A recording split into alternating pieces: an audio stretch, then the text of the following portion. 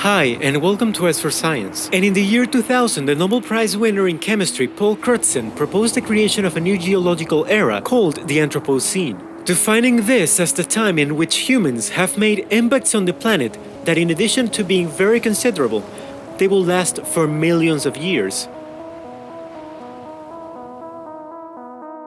But how did it all start? The planet Earth is approximately 4.6 billion years old. And this is a picture of some stromatolites from the Silla Formation in the USA. Stromatolites are structures created by cyanobacteria, and they are very common in the fossil record, and they still exist today. The remarkable thing about that photograph is that this is the oldest fossil ever found, and therefore the oldest sign of life that exists. It dates from approximately 3.5 billion years ago and lived shortly after the Luca, the last universal common ancestor. That is to say, the microorganism from which it is believed that all living beings on Earth descend from. During its existence, the Earth has experienced geological changes that drastically conditioned life. The greatest extinction that ever occurred on Earth, called the Great Mortality, that ended 96% of existing species, although all the causes are not yet known, occurred at the end of the Permian, when all the continents merged and formed Pangaea, which caused the number of coastal areas to be drastically reduced. This considerably reduced the humid climates on the planet, which is believed to have a very negative influence on the development of life, even ending with the trilobites, which had over 300 million years on Earth. But the continental drift has not always been that damaging. As Bill Bryson said in his book A Brief History of Almost Everything, the fact that 3 million years ago the Isthmus of Panama closed most likely allowed for you to be watching this video. The fact that the isthmus closed caused the current that communicated the Atlantic with the Pacific to close, causing the climate around the world to change drastically. One of the most devastating effects was the great desiccation of all Africa, which made the monkeys have to get down from the trees and start to live in the new savannas in formation. And this is where our story begins. The evidence that we are relatives of monkeys are irrefutable, and in fact, the bonobo has 98% of their DNA identical to ours, which makes them more closely related to us than to gorillas. But in order to determine the moment in which our history begins, we must first consider at what moment the human being became a human being. That is, we can anatomically define the moment in which some individuals had the actual characteristics of our species. However, the limit is not at all clear, given that the human behavior did not appear at the same time as the anatomically modern human being appeared. In fact, throughout history, many subspecies of Homo sapiens have been discovered that look a lot like us, but that do not show our modern behavior. In other words, many subspecies of Homo sapiens have been found that are anatomically modern. In any case, it is difficult to define the human species and when it started, given that anatomically modern remains are much older than the remains of modern behavior. In any case, the oldest remains of Homo sapiens are those of Homo 1, called Kibish men, found in Ethiopia with an age of 195,000 years. However, the oldest evidence of modern behavior is that of Pinnacle Point, South Africa, with 165,000 years old.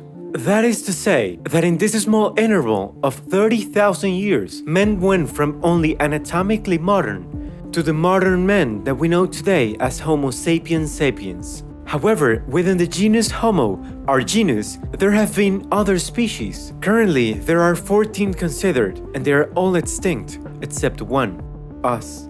Two of them stand out for the fact that they became extinct very recently. They are Homo neanderthalensis and Homo floresiensis.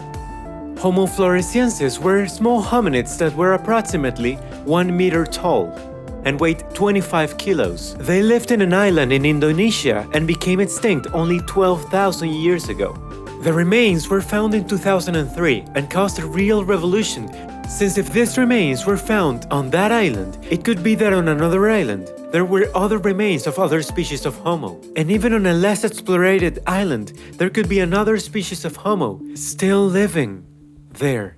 Now, talking about the Neanderthal man, it was a species of hominid a little shorter than humans, but with a strong and robust composure. Something remarkable about the Neanderthals was their cranial capacity that was slightly superior to ours. The last readouts of Neanderthals, dated from about 28,000 years ago, were found in the south of the Iberian Peninsula. Neanderthals and humans lived together for many years, but only one of them avoided extinction. The causes are still unclear, but one of the theories that gains the most support is that maybe us humans committed our first genocide by exterminating the Neanderthals. It may have been that they were more intelligent, but our aggressiveness and violence drove them to extinction. But at the same time, that probably saved us. The mitochondria are cellular organs responsible for supplying energy in animal cells. Something characteristic of mitochondria is that they have their own DNA, that is, they work with their own information. And they're also always inherited from your mother. That is, you have the same mitochondrial DNA as your mother, and your grandmother, and her mother, and so on, until the beginning of time. In fact, not until the beginning of time, because this made it possible to trace the mitochondrial Eva, who was an African woman that during the human evolution would correspond to the most recent female common ancestor, who had the mitochondria from which all current human populations come from.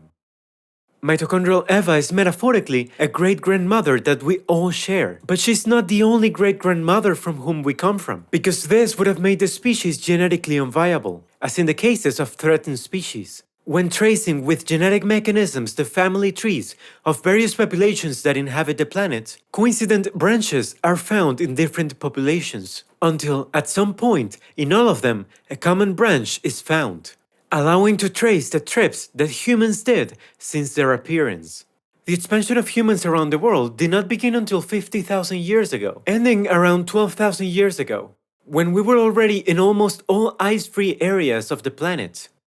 And then civilizations arrived. The first and oldest civilization is the Sumerian, that appeared 7,000 years ago. 2,000 years before the Egyptian civilization appeared. But if we put it in perspective, the human being appeared 200,000 years ago. And it took 193,000 years for the first civilization to appear. A lot of time. And here we are. Here in Iceland is the only place in the world where you can see the boundary between two tectonic plates, the Eurasian and the North American. The boundary spans at a rate of 2.5 centimeters a year, and this boundary began to separate when Pangaea broke apart many millions of years ago. The important thing about this valley is that during the existence of human beings, the limit has only expanded approximately 5 kilometers, which is the distance that we can see here. During ancient times, many civilizations arose, and none of them have lasted until today. And many of them fought each other. Some lost, others won. But why it was the Europeans who conquered America, and it was not the pre-Columbian empires who conquered Europe? There are several reasons. In Eurasia, some of the main agricultural cultures, Mesopotamia, ancient Egypt, and China, arose in the basins of great rivers, and the first important states were linked to the comparative construction of large-scale hydraulic works. This contrasts with the agricultural development of the first states in America that in general were not linked to great river basins. Eurasia is also a continent whose main dimension goes from east to west, and this allowed technological developments in certain latitude to quickly spread to great distances over the same latitude, as there were similar climates. Then in America, the climate varies significantly as it extends from north to south, so the particular adaptations of people in certain latitudes couldn't be useful for people in other different latitudes. Another notable factor is that of natural disasters. In Europe, for example, the climate is much more benign, thanks to, again, the Gulf Stream. While in America, there's a much more extreme climate, such as the existence of the El Niño phenomenon. The geology is also very different. Europe has much fewer volcanoes and earthquakes, if we compare them with America. So all of these factors combined made it so that it was the Europeans who conquered America and most of the world. Then came the Industrial Revolution, which represents only 0.12% of the entire human history. It's so little. But during this time, the human being has been able, in just 200 years, to increase its population from 1 billion to 6 billion. During this time, we have managed to fly. We have invented television, computers, the internet. We have discovered the laws that govern our universe. We have been able to accelerate particles at speeds close to the speed of light and make them collide. We have created robots and we have sent them to other planets. We have been to the moon, we have sent ships to interstellar space, and we have emitted radio waves that have reached other stellar systems, perhaps to other civilizations. But not everything has been that good. We have increased by 150% the concentrations of carbon dioxide in the atmosphere. We have extinguished many species. We have consumed the resources that the planet has taken millions of years to produce. We have changed the rotation of the Earth. We have perforated the ozone layer. We have polluted the planet, created horrific weapons, and we have killed millions of our own. Us humans, we tend to feel bad about all the bad things that we have done throughout our existence. But in reality, the main losers are us. Life will continue its course, with or without humans. Up to a certain point, it is estimated that the Earth will continue to be capable of supporting life for the next 500 million years. Past that time, the increasing luminosity of the Sun will extinguish the biosphere. Maybe at that time, we humans will have been able to coexist with other species. It may be that at that time, we humans have been able to be self-efficient and avoid our extinction. It may be that at that time, we humans have been able to reach other planets or even other galaxies. But at that time, we will no longer be human. I mean, evolution will continue to take its course. During this 500 million years, we may have 10 fingers on each hand. We may be much more intelligent, but in any case, we'll no longer continue to be human. But to achieve that, we must evolve a lot. Evolve socially. Maybe in the past, violence and aggressiveness allowed us to save ourselves from extinction, but now they threaten to destroy us. The greatest enemy of a human is a human. If we want to live a little more than the little we have lived, we must change a lot. Because we have only lived a tiny fraction of the entire history of this planet. If the 4.6 billion years that represent the history of the Earth are represented in this ruler, our existence only represents a very tiny fiber of nylon.